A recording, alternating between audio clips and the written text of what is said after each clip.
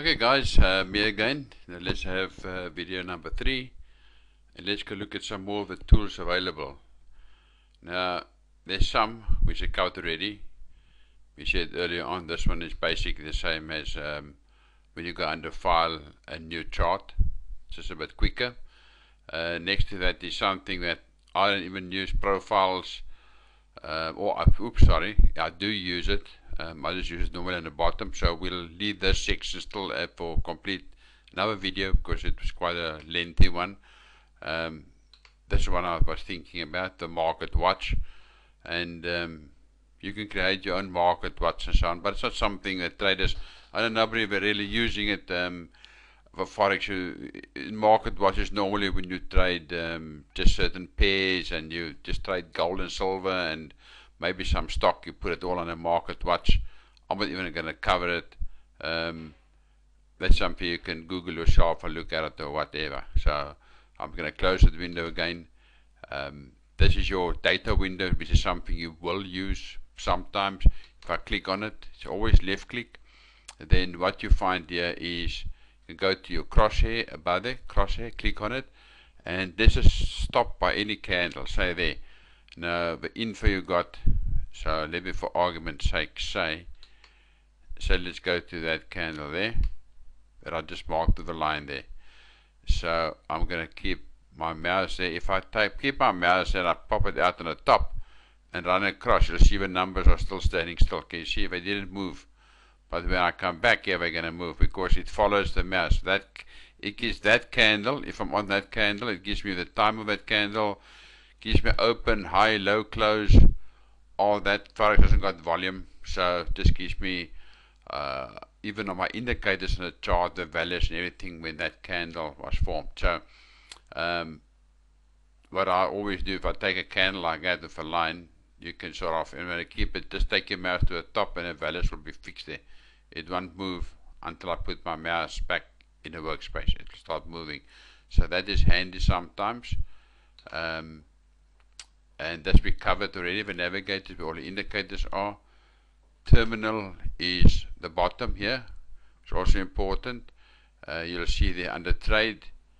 Under trade you'll find when there's trades there, you'll find them there. And yes, there's some trade on silver, which is a demo account, so it's not a live trade. That it's just something that I was looking at.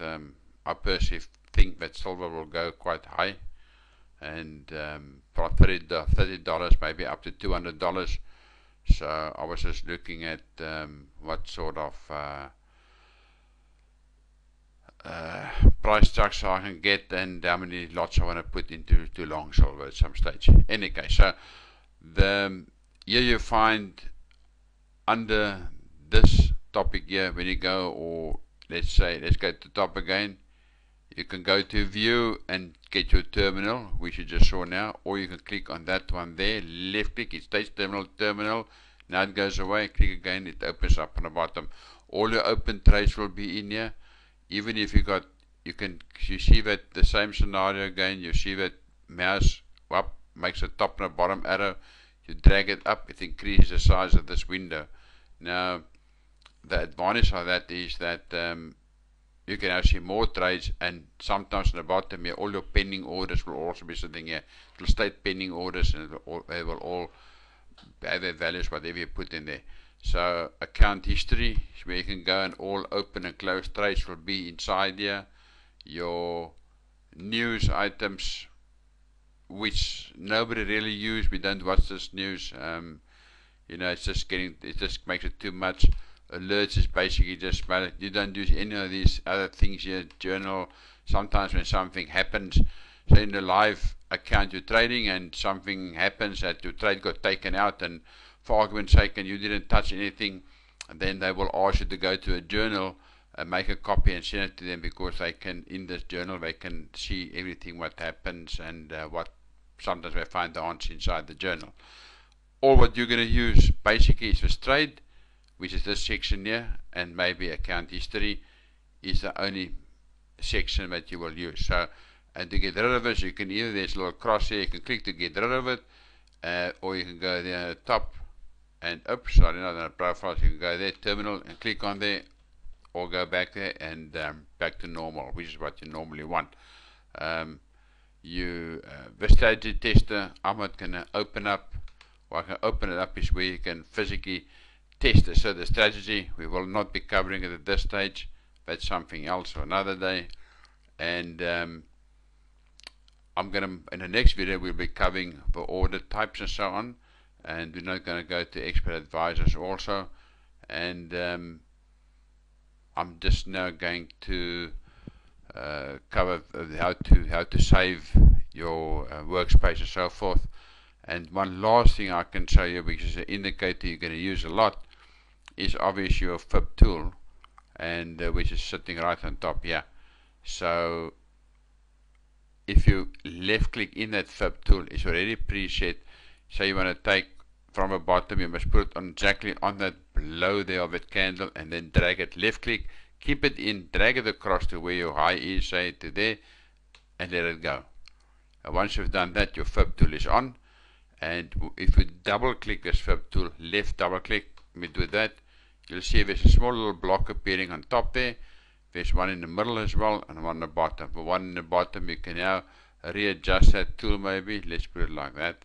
If you put it too close to that line or close to a candle, it will jump sometimes like that. You see how it, you must sort of just drag it into white space and then look where your line cross below exactly. Sometimes helps by putting a line at the bottom, a line at the top, and then just dragging between the lines. And like I said, if you want to do something to it, double click, left click, then it's alive. If you then right click on it, you can delete it. There it's gone. So it's double click to make it alive, do something with it, or right click to delete it. So do it a few times, you'll see exactly what happens to it. So that's the other important tool that you will be using, is this Fibonacci tool. And I'm gonna cut this video now again, and then we'll make another one with some of the other little tools still available on the top. And then I think we'll make one specifically on the order types and how to enter trade and what to do there regarding that. Alright, so see you a bit later. Thanks.